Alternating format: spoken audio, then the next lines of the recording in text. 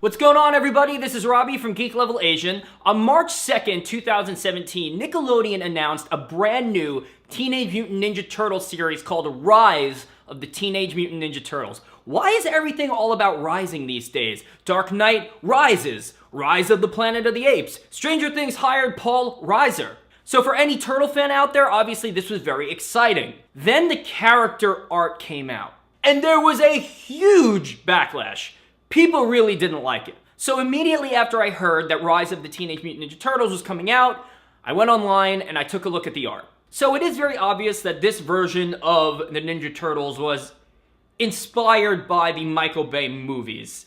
Raphael is gigantic, he's very large, some of their bandanas cover their entire head, kind of like in those films. And another decision, I don't know if this is a good or a bad decision, but they changed Raph's size to Tonfa's. I mean, I'm one of those people that if you change something, there's gotta be a reason. I don't know what that reason is. And it looks like in this version, Leonardo's down a sword. He's only got one sword in every picture so far that I've seen. He's also got some red markings on his face, which I think they did that because turtles actually have red markings by their eyes. Donnie is absolutely inspired by the Michael Bay films. He's got some headgear. It looks like he's got some type of binocular type of tech device on his head. And his shell actually looks a little bit more like a backpack, so I have a feeling he's gonna be carrying a bunch of stuff back there. His bow is not just a wooden bow, he's got this almost staff-looking thing with a spike on it. And I mean, Michelangelo's Michelangelo, but where are his nunchucks? It looks like he's got a mace. If you do not give Michelangelo nunchucks in this cartoon,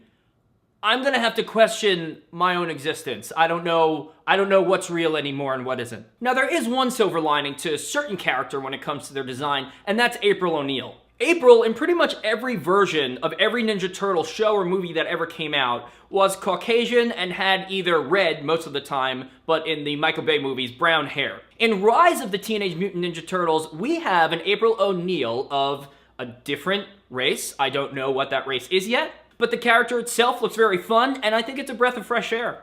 What is going on with Splinter? I mean, in this debut shot that we got, Splinter looks either like he's on the bowl or kind of constipated. And from the angle of his face, I can't really tell if his, nose, snout area actually sticks out or not, but he looks very, very pushed in. Almost like if you took a balloon with a face on it and you just kind of pushed it in. Now that's character design. The other thing to remember is animation style. This is going to be a two-dimensional cartoon about the Teenage Mutant Ninja Turtles, and we're very used to two-dimensional cartoons.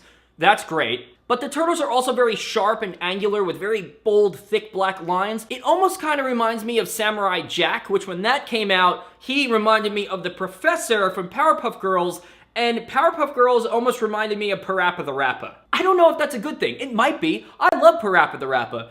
But I don't know if I want Parappa the Rapper and my Ninja Turtles to be mixed. Now, if there's anything that I've learned when it comes to new releases and new iterations of the Teenage Mutant Ninja Turtles is that you really can't judge the art right away, because it's really the characters themselves, their personalities. That's what we really love. It's not really the art that we're after. It's the relationship between the brothers. And a while back, Will Wolf from Wolf Den did an entire episode about how the Ninja Turtles are actually what should be considered folklore. There's always going to be different iterations of them. There's always going to be a new updated version. But as long as they stick to the formula and stay true to what we know, who we know the Ninja Turtles are to be, then we'll be fine. But so now here's where fans also had a problem. Leonardo is not the leader in Rise of the Teenage Mutant Ninja Turtles. They made Raph the leader. I mean, don't get me wrong, there's a lot of people out there who are very curious as to, Raph's always competing to be the leader. He's the angry one and always wants to be the leader.